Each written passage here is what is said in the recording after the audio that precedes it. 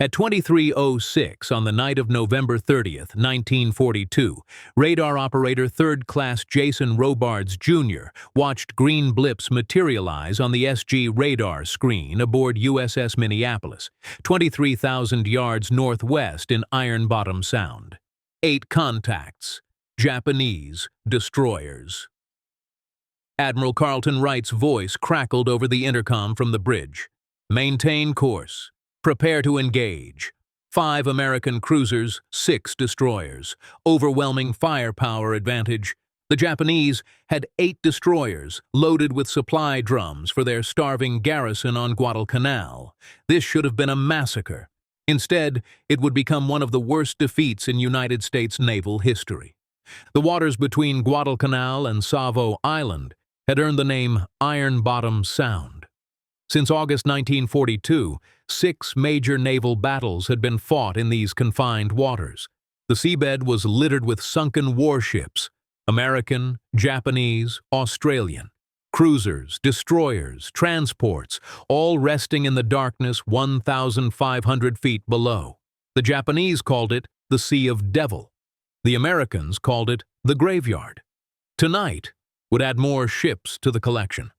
Wright had taken command of Task Force 67 just 48 hours earlier. He replaced Rear Admiral Thomas Kinkaid, who had been reassigned to the North Pacific. Wright inherited Kinkaid's battle plan, but he did not trust it completely. The plan called for the American destroyers to scout ahead and deliver surprise torpedo attacks before the cruisers opened fire. Wright modified this. He wanted his destroyers to request permission before firing torpedoes. That decision would cost American lives. Wright was 52 years old, Naval Academy class of 1912. His career had been spent in ordnance and gunnery. He understood how to aim big guns at distant targets. He understood ballistics and fire control systems. But he had never commanded a task force in combat.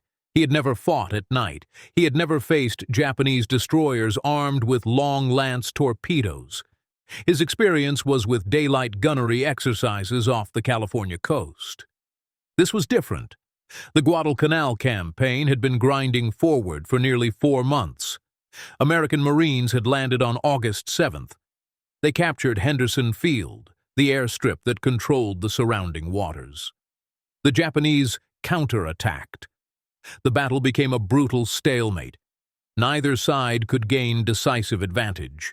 By day, American aircraft controlled the skies. Japanese ships could not operate. By night, Japanese warships controlled the waters. American ships withdrew to avoid night combat. The Japanese force was under the command of Rear Admiral Raizo Tanaka, 49 years old, specialist in torpedo warfare, the man who had tested Japan's Type 93 long lance torpedoes during their development. Tanaka graduated 34th out of 118 in his class at Itajima Naval Academy. For 20 years, he concentrated on one thing: making torpedo attacks devastatingly effective at night.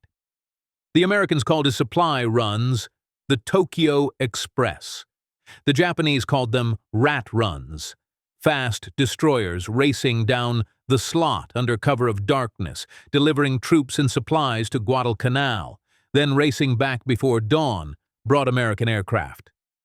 The Japanese situation on Guadalcanal was desperate. Over 10,000 Japanese soldiers on the island were starving. Rice rations had been cut to 1 meal per day. Men were eating roots, leaves, anything they could forage from the jungle. Disease was rampant. Malaria, dysentery, beriberi. More men were dying from starvation and disease than from American bullets. The Japanese command had tried everything to resupply the garrison. Large transports were too slow and vulnerable to American air attack. Submarines could carry limited cargo. Fast cruisers and destroyers could make the run in one night, but they could not carry enough supplies. Then someone proposed the drum method. Each drum was a steel cylinder, half filled with rice or medical supplies, sealed watertight. The drums would be lashed to destroyer decks.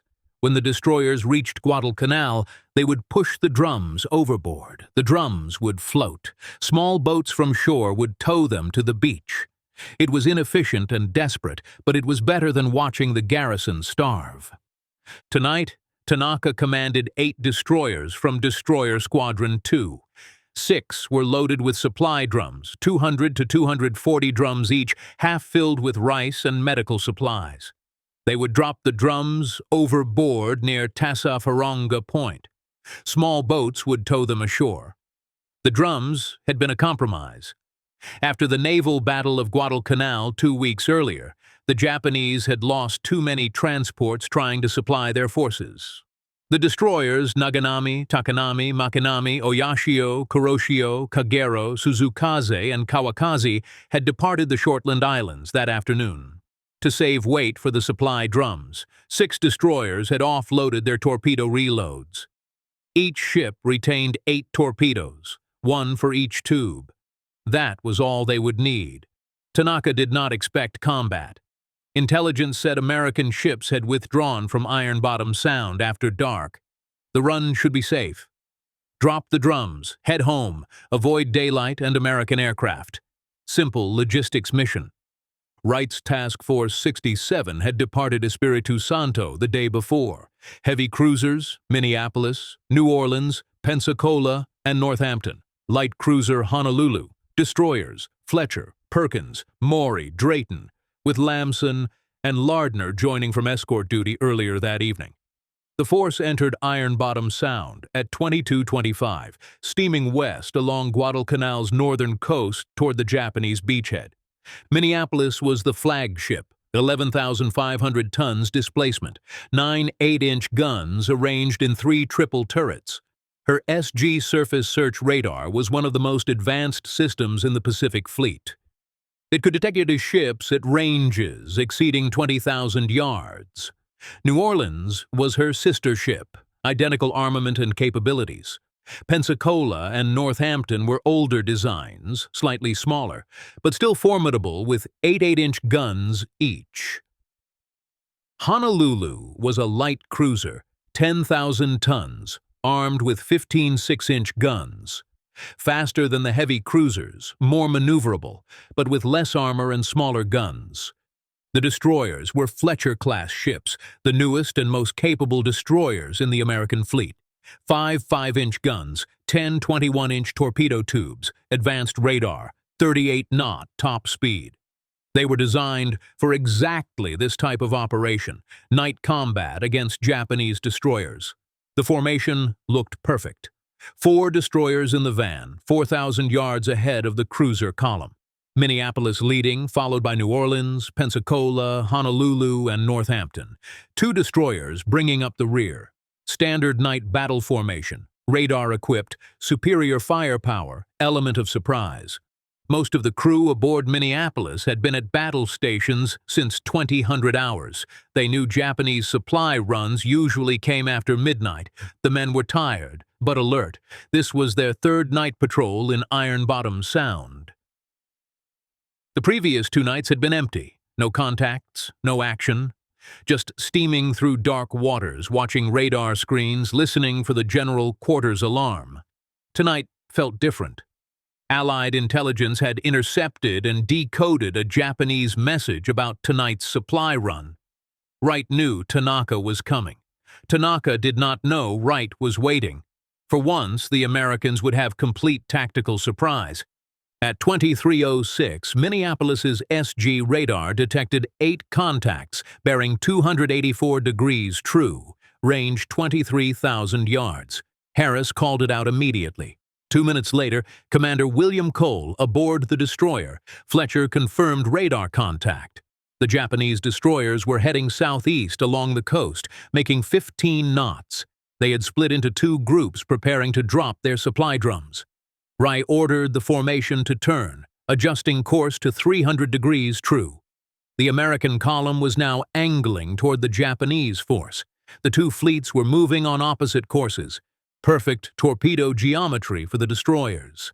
At 23:14, Fletcher's radar operators established firm contact with Takanami. the Japanese picket destroyer, and 4 drum-carrying destroyers. Range 7,000 yards. Commander Cole requested permission to fire torpedoes.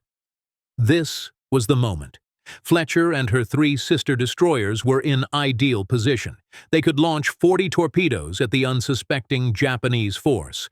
The torpedoes would arrive before the Japanese even knew they were under attack.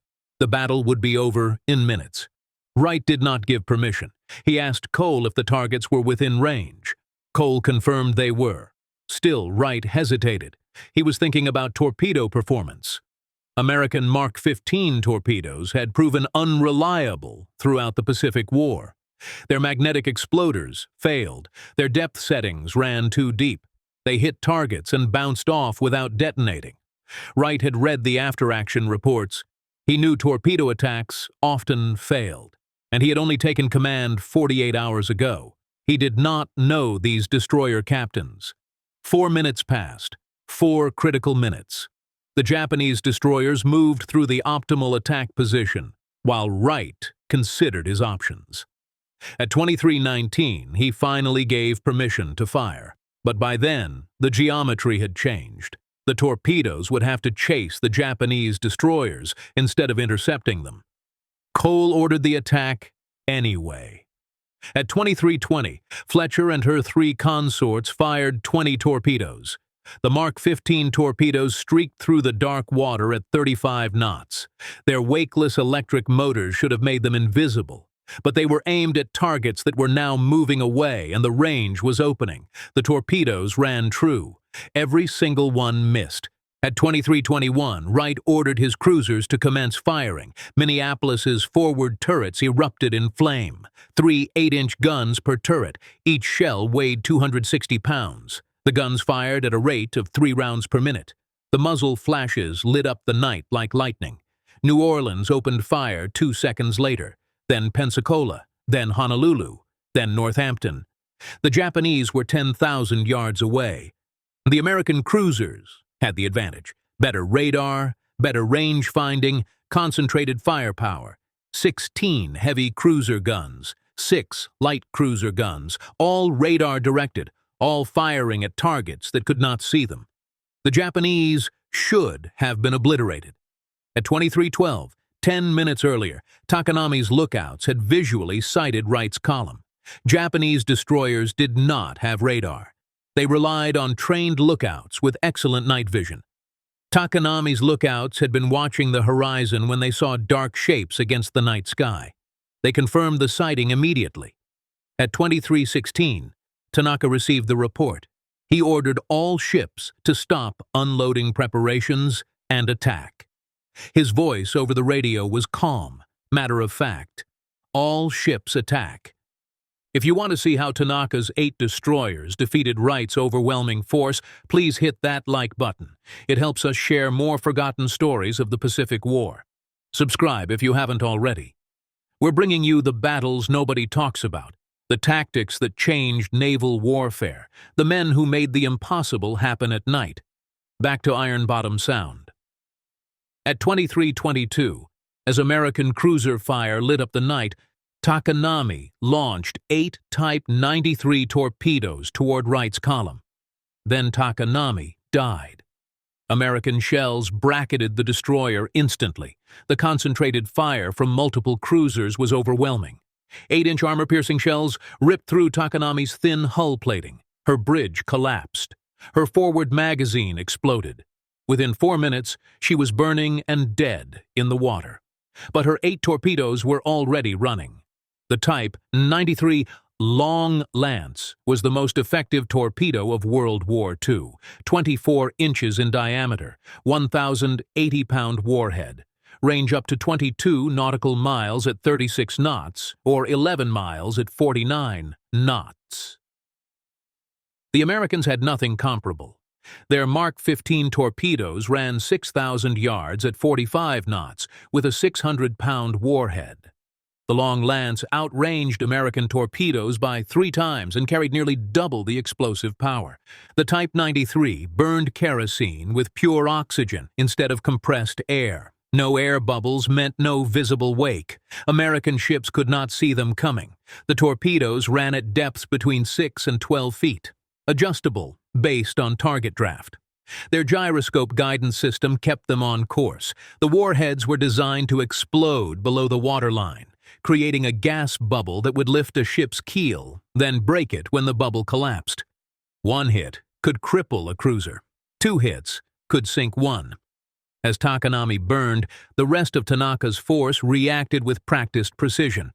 Naganami, Tanaka's flagship, was offset from the main formation. Kawakaze and Suzukaze had been preparing to drop drums near Doma Reef. The 4 remaining destroyers, Makinami, Kagero, Oyashio, and Kuroshio, were heading for Tassafaronga Point. American cruiser fire was focused entirely on Takanami. The muzzle flashes made perfect aiming points for the Japanese destroyers. Tanaka could see exactly where each American cruiser was positioned. The Americans had radar. The Japanese had training, superior torpedoes, and a tactical doctrine developed through years of night combat exercises. At 23:27, 6 minutes after the American cruisers opened fire, 2 Type 93 torpedoes struck USS Minneapolis, the flagship of Task Force 67, 11,500 tons, displacement. 9 8-inch guns, Wright's command center. The first torpedo hit forward of turret 1 at frame 15. The warhead exploded the aviation fuel storage tanks. 4,000 gallons of aviation gasoline ignited instantly. Fire erupted across the bow. Men working in the forward compartments died before they could react. The blast wave traveled through passageways, incinerating everyone in its path. The second torpedo hit amidships at frame 65, knocking out 3 of the ship's 4 fire rooms. The explosion tore through the engineering spaces. Steam lines ruptured. Men working in the fire rooms were scalded by superheated steam. The ship lost all electrical power. Emergency lighting kicked in, but it was dim, barely enough to see. The bow forward of turret 1 folded down at a 70-degree angle. 50 feet of the ship's forward section simply bent downward like a broken toy. The ship's momentum carried her forward, but she was dead in the water. Burning, flooding, powerless. Men trapped in the forward compartments were drowning. The watertight doors had been sealed before the torpedo hit, standard procedure at battle stations. But that meant the men inside could not escape. They hammered on the steel doors as water rose around them. On the bridge, Wright realized his flagship was finished. He could not command the battle from a crippled ship. He ordered his staff to prepare to transfer to another vessel. But the other cruisers were already under attack. 1 minute later, at 23:28, USS New Orleans took a torpedo abreast turret 2 at frame 45. The explosion was catastrophic. The warhead detonated directly beneath the forward magazines. 100 tons of 8-inch ammunition exploded. The entire bow section forward of turret 2 separated from the ship.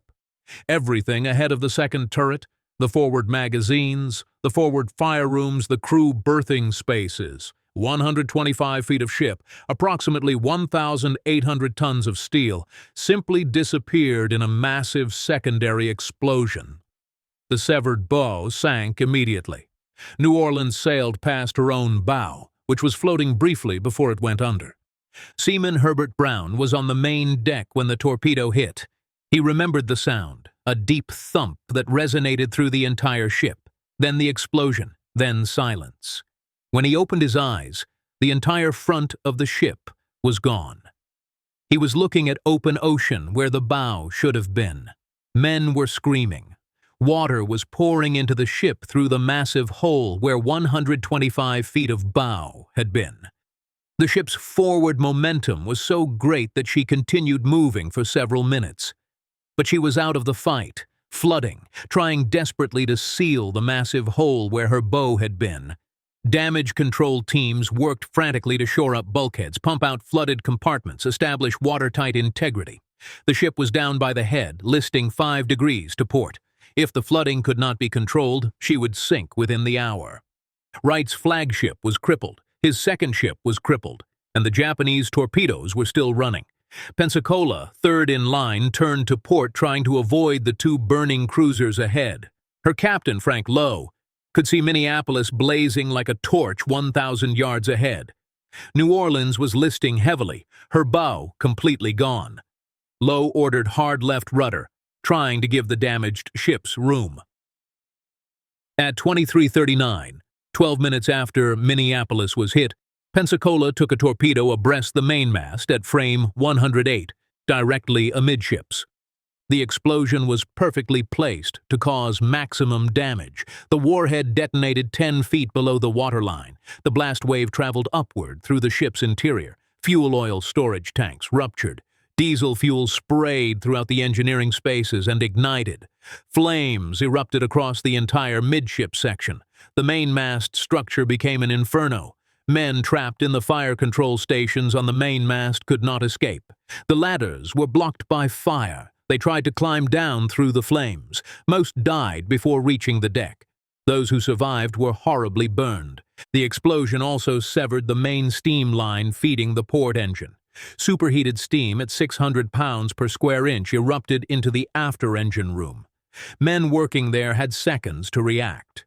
Some made it to the escape hatches. Others were caught in the steam. Their screams echoed through the ship's ventilation system. One sailor tried to escape through the overhead hatch, but had forgotten to remove his telephone headset. The wire caught and held him. He struggled for several seconds. Then the rising water drowned him. His body was found later, still tangled in the headset cable. The hit ripped away the port outer drive shaft. The shaft was 40 feet long, 18 inches in diameter, solid steel. The torpedo explosion snapped it like a twig. The loose shaft tore through the hull as it separated from the ship. Water poured through the hole. Pensacola took a 13-degree list and lost power, communications, and steering. 125 men died in the first 2 minutes after the torpedo hit. The ship was on fire from stem to stern. Fire control parties worked in smoke so thick they could not see their own hands. The heat was so intense that paint bubbled on steel bulkheads 50 feet from the flames. Ammunition in the ready lockers began cooking off, exploding randomly, adding to the chaos. Honolulu, the light cruiser, fourth in line, saw what was happening ahead. Her captain, Robert Haler, made the decision that saved his ship. Instead of following the other cruisers, he ordered maximum speed and turned hard to starboard. Honolulu accelerated to 30 knots and maneuvered radically, passing Minneapolis and New Orleans on their starboard side.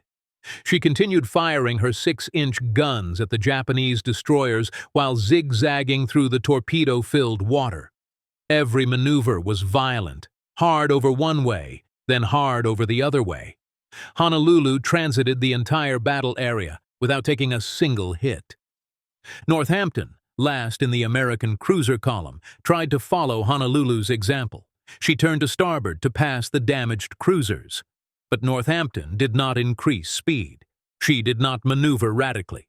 She maintained steady course and speed, 15 knots, heading northwest. Her captain, Willard Kitts, was trying to maintain formation discipline.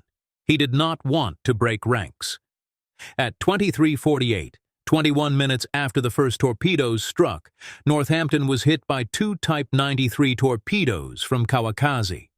The first torpedo hit at frame 108 at the waterline, directly below the after-engine room.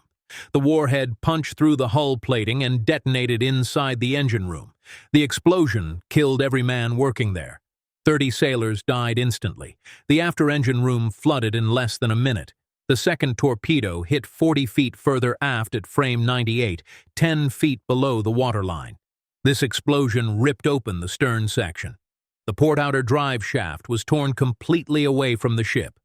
3 of the 4 propeller shafts ceased turning. The ship coasted to a halt. The damage was catastrophic. The 2 torpedo explosions had opened the entire stern section to the sea. Water poured in at a rate of thousands of gallons per minute. The ship listed 10 degrees to port immediately. Damage control teams rushed to shore up bulkheads and seal compartments, but the flooding was too extensive. Pumps could not keep up. The list increased. 15 degrees, 20 degrees, 23 degrees. Captain Kitts knew his ship was dying. He ordered all unnecessary personnel topside. Men below decks began climbing ladders to the main deck. Some compartments were already flooded. Men trapped inside hammered on watertight doors, begging to be let out. But opening those doors would doom the ship even faster. Fire broke out in the after part of the ship. Fuel oil from ruptured storage tanks fed the flames. The fire spread rapidly. Men fighting the flooding now had to fight fires as well. Smoke filled the lower decks. Men were choking, coughing, trying to breathe through wet rags held over their faces. The list reached 25 degrees. Walking on deck became difficult. Men had to hold onto rails and stanchions to keep from sliding. At midnight, the list was 30 degrees. Kitts knew it was over. He gave the order to abandon ship. Prepare to abandon ship. All hands to lifeboat stations. Men began jumping into the water. The ocean was covered with fuel oil from the ruptured tanks. The oil was thick, viscous, coating everything it touched. Men swimming through it could barely breathe. The oil clogged their mouths and noses. Some men drowned in the oil slick before they could reach clear water. Destroyers Drayton and Fletcher moved in to pick up survivors. They lowered cargo nets over the side. Men climbed up from the water, covered in oil, exhausted, some wounded, some burned. The destroyers pulled 773 men from the water. 58 were missing. Some had been killed by the torpedo explosions. Others had drowned in the oil. A few had been trapped below decks when the ship went down. At 3:04 on December 1st, Northampton's list reached 35 degrees. The ship rolled onto her port side. Water poured through open hatches and ventilators. The list became terminal. 40 degrees. 45 degrees. Then she capsized completely. The ship hung upside down for perhaps 30 seconds. Men could see her keel in the darkness. Then the bow rose and Northampton slid beneath the surface bow first. She went down in 1,500 feet of water. Her final resting place was less than 3 miles from where she had been torpedoed. Captain Kitts was pulled from the water by Fletcher. He was one of the last men off the ship. 58 sailors went down with Northampton. Their bodies were never recovered. The battle lasted 27 minutes from first gunfire to last torpedo hit.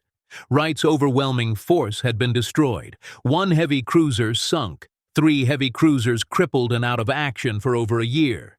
The Japanese lost 1 destroyer, Takanami. The other 7 escaped undamaged.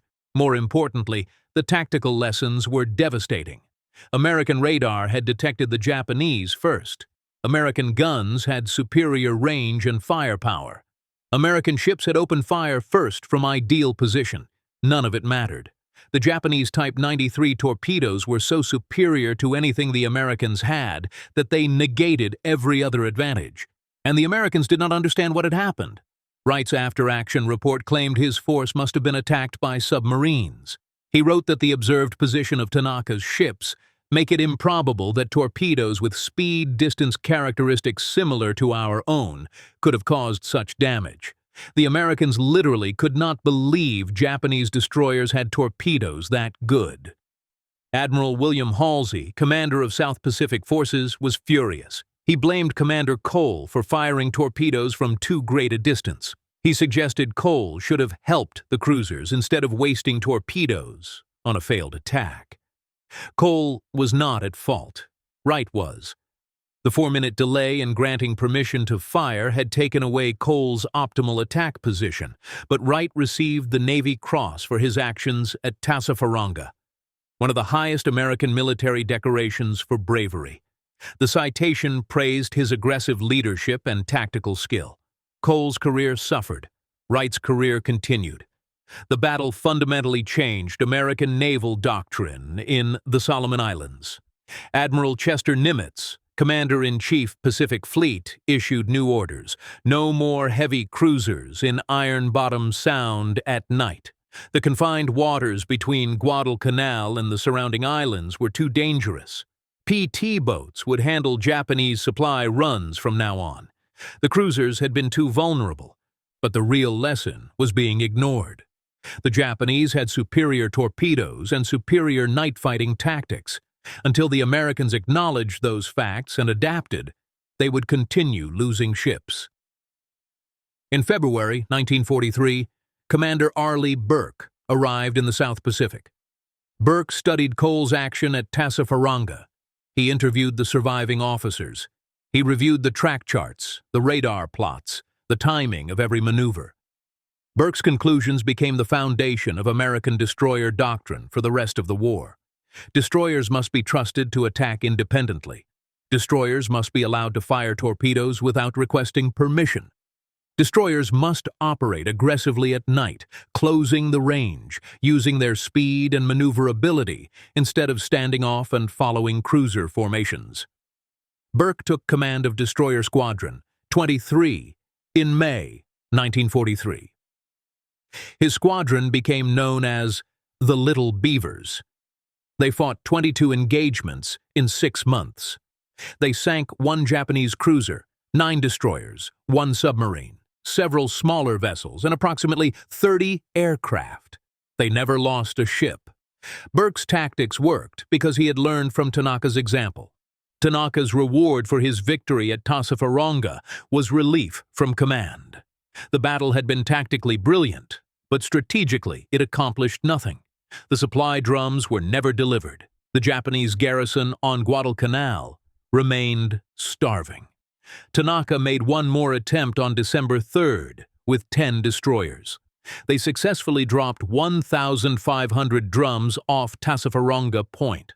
American aircraft sank all but 310 drums the next day before they could be pulled ashore. On December 7th, a third attempt by 12 destroyers was turned back by PT boats. On December 11th, Tanaka led 11 destroyers in a fourth attempt. PT boats torpedoed his flagship Teruzuki. Tanaka was wounded. Only 220 of 1,200 drums were recovered by Japanese forces ashore. Tanaka was transferred to Japan on December 29, 1942. He spent the rest of the war in staff positions. His superiors considered him too aggressive, too willing to risk ships in night actions. But Tanaka had proven what Japanese destroyers could accomplish against superior forces. The 3 American cruisers survived but required extensive repairs. Minneapolis and New Orleans both had temporary bows constructed from coconut logs at Tulagi. Minneapolis's temporary bow was 48 feet long, built from timber salvaged from the jungle.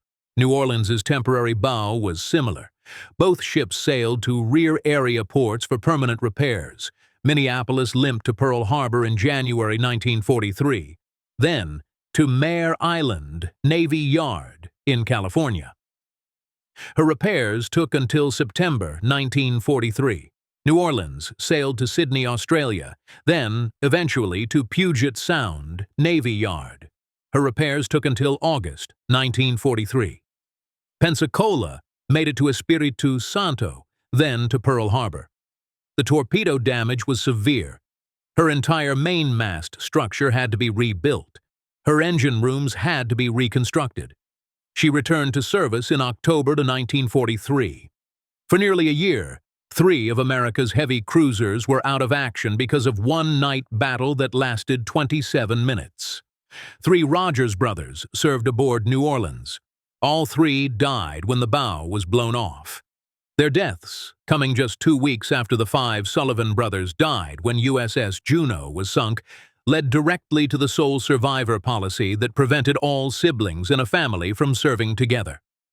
Historian Samuel Eliot Morison wrote the official assessment, "It is a painful truth that the Battle of Tassafaronga was a sharp defeat inflicted on an alert and superior cruiser force by a partially surprised and inferior destroyer force."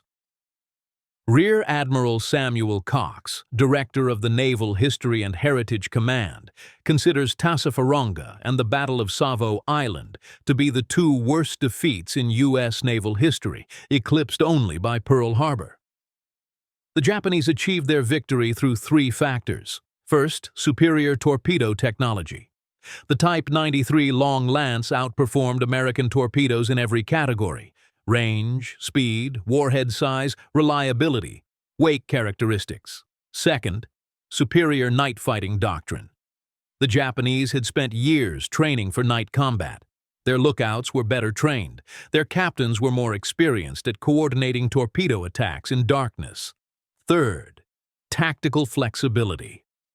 When Tanaka realized he was under attack, he reacted instantly. No hesitation, no requesting permission, just immediate action. His captains knew what to do, and they did it. Wright's force had advantages the Japanese could not match: radar detection, superior firepower, more ships, better armor, air superiority during daylight hours. But none of those advantages mattered in a 27-minute night engagement where torpedo attacks decided the outcome. The Battle of Tassafaronga demonstrated that technology and training could overcome numerical superiority. 8 Japanese destroyers loaded with supply drums defeated 5 American cruisers and 6 destroyers because the Japanese had better weapons and better tactics for night combat. The Americans learned, eventually. By mid-1943, American destroyer squadrons were operating independently, closing to point-blank range for torpedo attacks, refusing to be constrained by cruiser formations. By late 1943, new American destroyers were being equipped with improved torpedoes, better radar, and doctrine that emphasized aggressive night action. By 1944, the lessons of Tassafaronga had been fully absorbed. American destroyer squadrons were winning night battles against Japanese forces. But that November night in 1942, in the dark waters of Ironbottom Sound, the Japanese proved they were still the masters of night combat. Raizo Tanaka retired from active duty in 1947 at the rank of Vice Admiral. He had served 37 years in the Imperial Japanese Navy. After the war, he worked as a consultant helping document Japanese naval operations for American historians. He wrote extensively about torpedo tactics and night combat procedures. American naval officers sought his advice when developing Cold War destroyer doctrine. Tanaka lived to see the Type 93 Long Lance torpedo acknowledged as the finest torpedo developed by any nation during World War II. He died in 1969 at the age of 76. The battle he won at Tassafaronga remained his greatest achievement: 8 destroyers against overwhelming odds. 1 destroyer lost.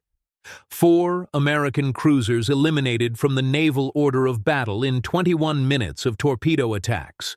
The Americans had firepower, radar, and numbers. Tanaka had superior weapons, superior tactics, and captains who executed without hesitation. The Battle of Tassafaronga proved that in naval warfare, especially at night, technology and training mattered more than size. If this story moved you the way it moved us, do me a favor. Hit that like button. Every single like tells YouTube to show this story to more people. Hit subscribe and turn on notifications. We're rescuing forgotten stories from World War II every single day. Stories about battles where the underdog won through superior tactics. Stories about admirals who understood that night combat required different rules. Real history, no embellishment. Just what actually happened in the darkness off Guadalcanal.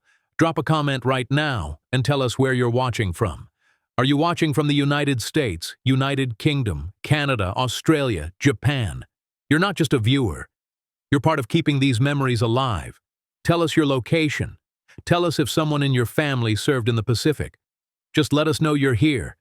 Thank you for watching. And thank you for making sure the Battle of Tassafaronga doesn't disappear into silence. These battles deserve to be remembered. The men who fought them deserve to be remembered. You're helping make that happen.